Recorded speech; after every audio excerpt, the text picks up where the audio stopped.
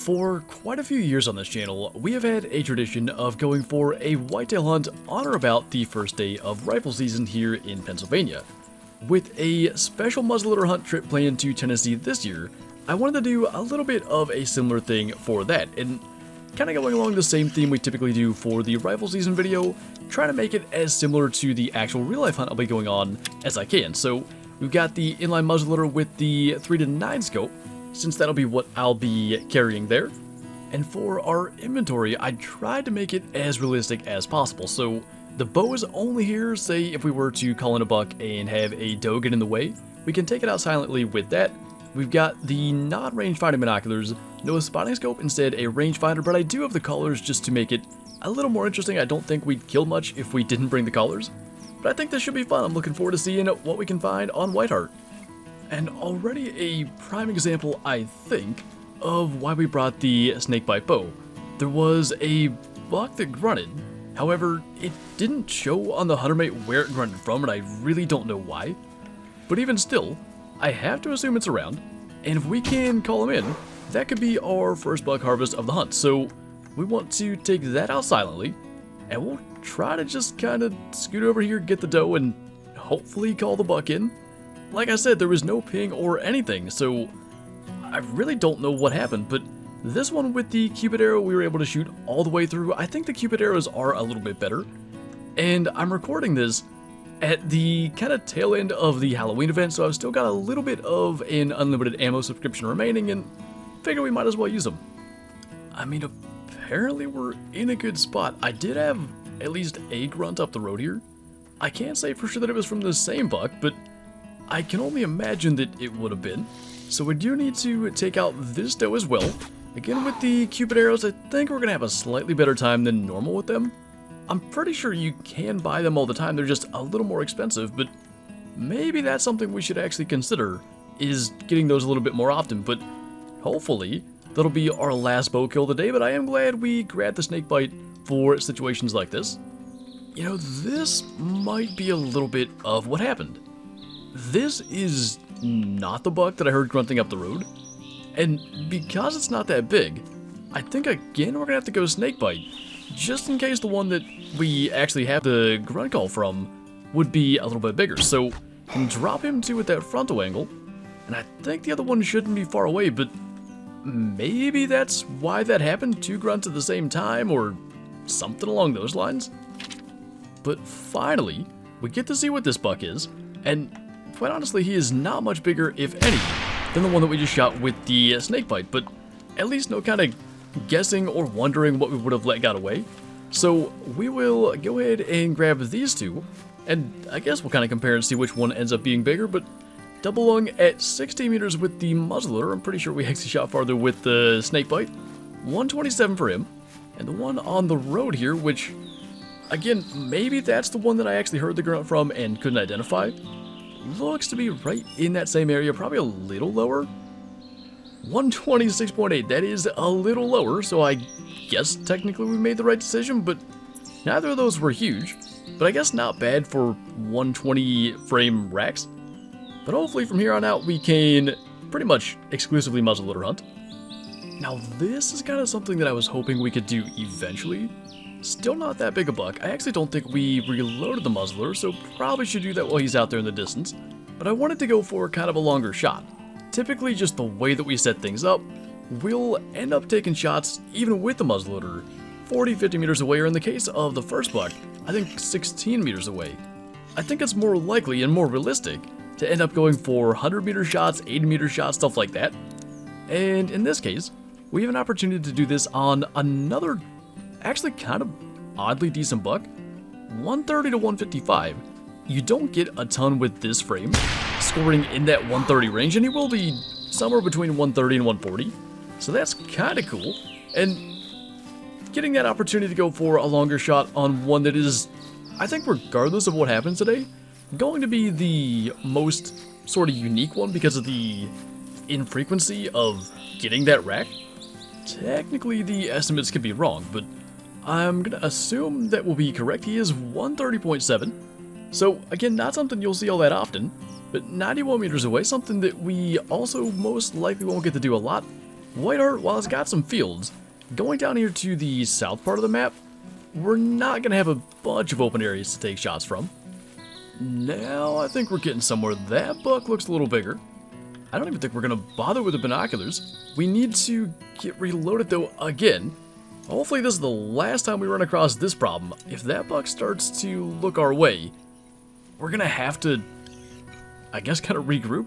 There's a doe down to our left too. I cannot imagine a worse spot than on a road.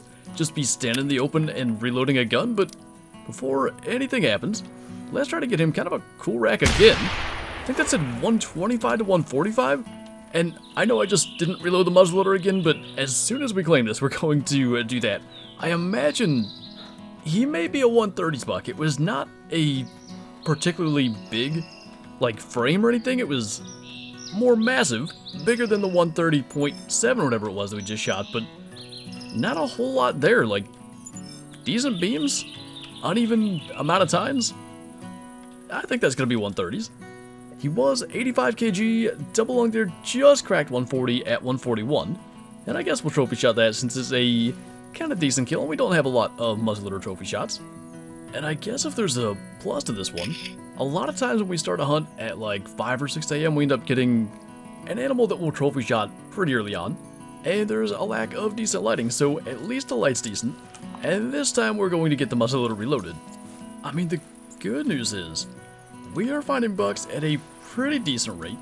There's also standing over there a doe, but even though this guy's probably going to be our lowest scoring thus far, we'll attempt to get him. That was not the best of shot placement. It's going to bring him down, I'm pretty sure, even somewhat quickly. But definitely shot underneath the lungs. And that may require a little bit of tracking, but if there is one positive to that, it's that there's no incentive to run up and claim him right away so we can reload the gun again. You know, I've never seen this animation unless the animal's going to survive.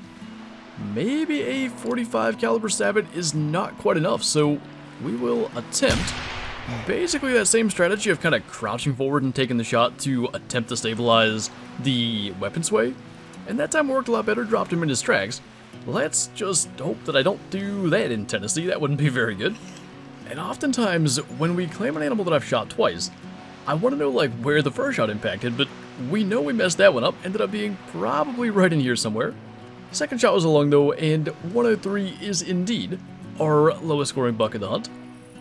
You know, the most interesting thing about this might not be that I've had, I believe, 3 different bucks grunt in this area.